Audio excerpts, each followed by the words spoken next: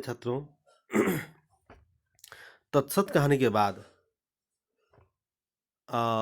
हरिशंकर परसाई जी का एक स्टोरी है। उनकी एक कहानी है टॉर्च बेचने वाला, जो इस सत्र अपने कोर्स से कट गया है।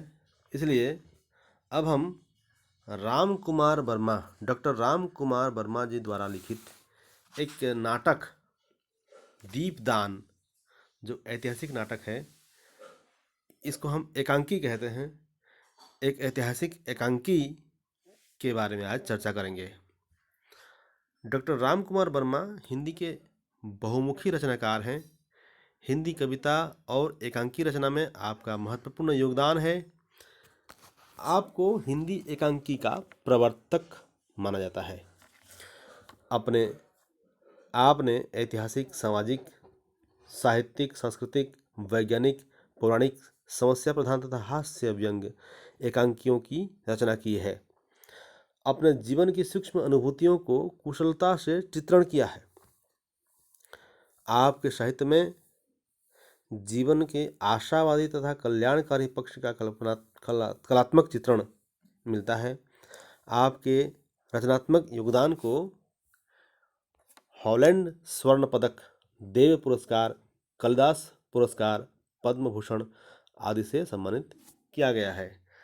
तो इनकी बहुत सारी कृतियां हैं, उनके बारे में मैं चर्चा न करके दीपदान, जो अभी हम पढ़ने जा रहे हैं, इस एकांकी में वीरभूमि राजस्थान की वीर गाथा का एक उदात्त प्रसंग रेखांकित हुआ है। एकांकी के केंद्र में पन्नाधाय नाम की एक त्याग मूर्ति नारी है। वह ऐसी माँ है जो कुंवर उदय सिंह की रक्षा के लिए अपने पुत्र चंदन की बलि चढ़ाती है। दीपदान त्योहार के अवसर पर वह मातृभूमि के लिए अपने बेटे का दीपदान कर क्षत्राणी का कर्तव्य निभाती है। तो यह एक एकांकी है दीपदान, जिसमें कई पात्र हैं। और आइए पात्र परिचय हम पढ़ लेते हैं। कुंवर उदय सिंह एक पात्र है इसमें, जो चित्तौड़ के स्वर्गीय महाराणा सांगा का सबसे छोटा पुत्र है, राज्य का उत्तराधिकारी है। इसकी आयु 14 वर्ष की है। माँ एक चरित्र है धाय माँ, कुंवर उदय सिंह का संरक्षण करने वाली धाय, आयु है 30 वर्ष। धाय कहने से पहले जमाने में लोग बच्चों की देख रेख के लिए एक स्त्री को रखते थे घर में, तो इसी तरह यहाँ पर धाय माँ है। चंदन धाय माँ का पुत्र है, साहस और स्नेह का प्रतीक है, आयु 13 साल। शामली अंतःपुर की परिचारिका है। अंतःपुर कहने से जहाँ रानी महारानी लोग रहती थीं, उस कमरे को अंतःपुर कहा गया। अंतःपुर की परिचारिका, आयु 28 वर्ष। किरत जूठी पत्तल उठाने वाला, बारी एक जाति है जो लोग जूठे पत्तल उठाया करते थे, आयु उसकी 40 वर्ष। वनवीर महाराणा सांगा के भाई पृथ्वीराज का अनौरस पुत्र, क्रूर और विलासी, आयु है 32 वर्ष। वनवीर जो चरित्र है इस एकांकी में विलेन है। काल मतलब समय सन 1536 ईस्वी के समय है, और रात्रि का दूसरा प्रहर का समय में यह एकांकी लिखा गया है। स्थान है कुंवर उदय सिंह का कक्ष, महल की पूरी सजावट हुई है। तो एकांकी में जाने से पहले, एकांकी लिखने से पहले लेखक ने उस प्रसंग के बारे में पूरी जानकारी हमको दे दी है कि यह जो रात्रि का समय है, जो दूसरा प्रहर है, और महल है कुंवर उदय सिंह का कक्ष है, महल की पूरी सजावट हुई है। अब आते हैं जो एकांकी लिखी गई है उस पर। मैं इसको आप लोगों को जहाँ पर समझाने का प्रश्न आएगा वहाँ पर समझाऊंगा, और नहीं तो इसको हम लोग पढ़ते चले जाएंगे। एकांकी हो या नाटक, इसको सही ढंग से पढ़ने से वह एकांकी ज़्यादा समझ में आती है। तो सबसे पहले शामली, जो अंतःपुर की परिचारिका थी, आयु है 28 वर्ष। वो कहती है, उनका जीवन बचाओ माँ, उनका जीवन बचाओ, धाय माँ, उनका जीवन बचाओ। तो पन्ना कहती है, शामली कहाँ है कुंवर जी? अंदर की तरफ भागती। लेखक बीच बीच में ऐसे ब्रैकेट के अंदर इशारे से जो क्रियाएं होती हैं उसके बारे में हमें परिचित कराता रहता है। पन्ना फिर आती है, सो रहे हैं, मेरे कुंवर जी को कुछ नहीं हुआ है। सांवली, कुंवर अच्छे हैं, तुलजा भवानी कुशल करे, पर धाय माँ, महाराणा विक्रमादित्य जी की हत्या हो गई। आह, महाराणा की हत्या हो गई, किसने की? सांवली कहती है, वनवीर ने। महाराणा सो रहे थे, उसने अवसर पाकर उनकी छाती में तलवार भोंक दी।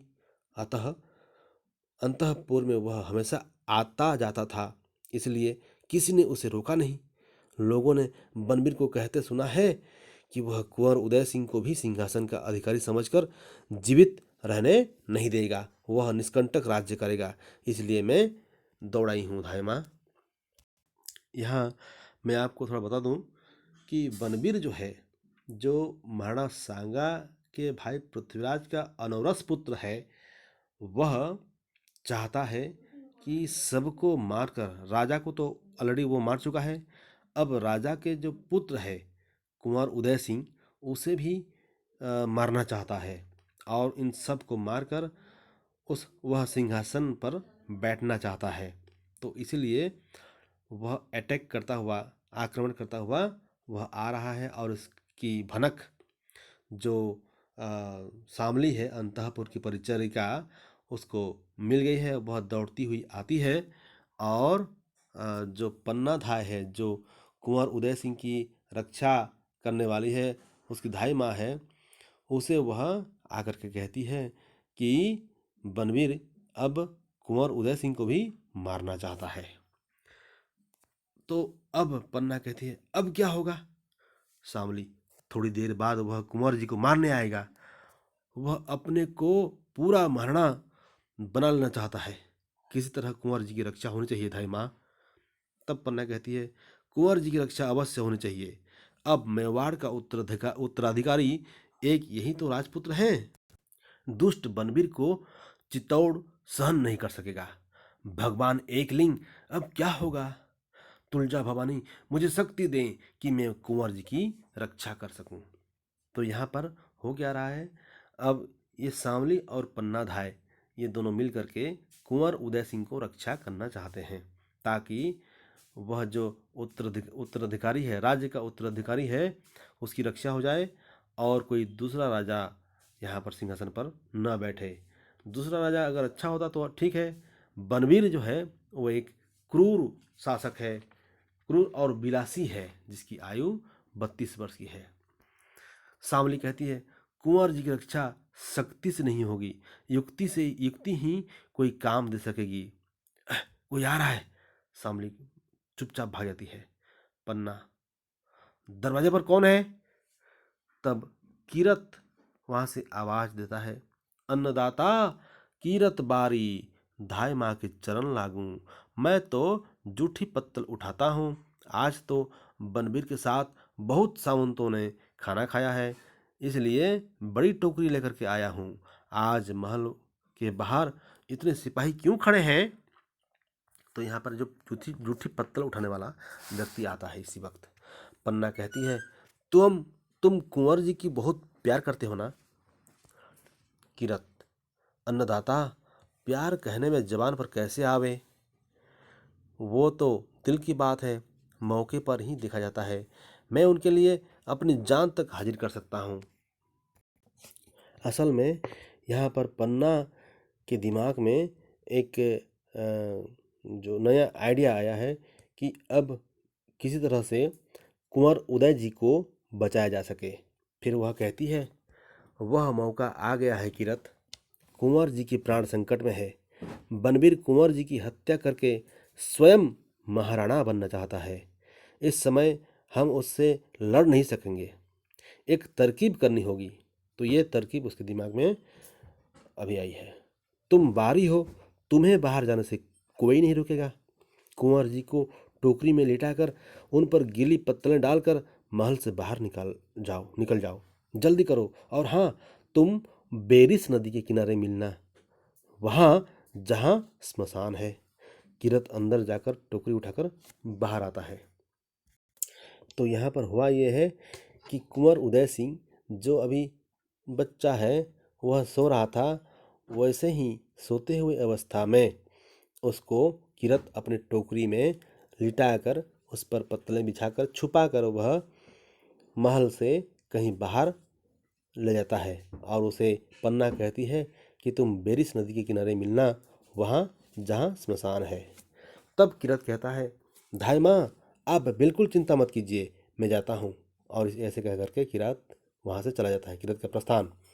उसी वक्त चंदन वहाँ आता है। चंदन कौन है? चंदन है धाई माँ का ओरिजिनल पुत्र। उसकी जो उसका पुत्र है वह कुंवर उदय सिंह के साथ ही था। चंदन और कुंवर उदय सिंह एक ही आयु के हैं, दोनों खेला करते थे, लेकिन कुंवर उदय सिंह महाराजा का पुत्र था और चंदन जो है वो धाई माँ का। चंदन कहता है, माँ माँ आज क्या है? इतने सारे सिपाही महल के चारों तरफ क्यों इकट्ठे हो रहे हैं? पन्ना कहती है, आज सारे नगर निवासी त्योहार मना रहे हैं। मयूर पक्षी कुंड में दीपदान कर रहे हैं, वहीं देखने के लिए सिपाही आए होंगे। असल में पन्ना झूठ बोलती है, उसके बेटे को वह सब कुछ सही सही बात नहीं बतलाती। तब चंदन कहती है, माँ मुझे बहुत भूख लगी है। मुझे आशा है आप लोग इस जो कहानी को, इस स्टोरी को आप लोग समझ रहे होंगे और इसके आगे की जो स्टोरी है उसको हम लोग अगले वीडियो में सुनेंगे, जानेंगे।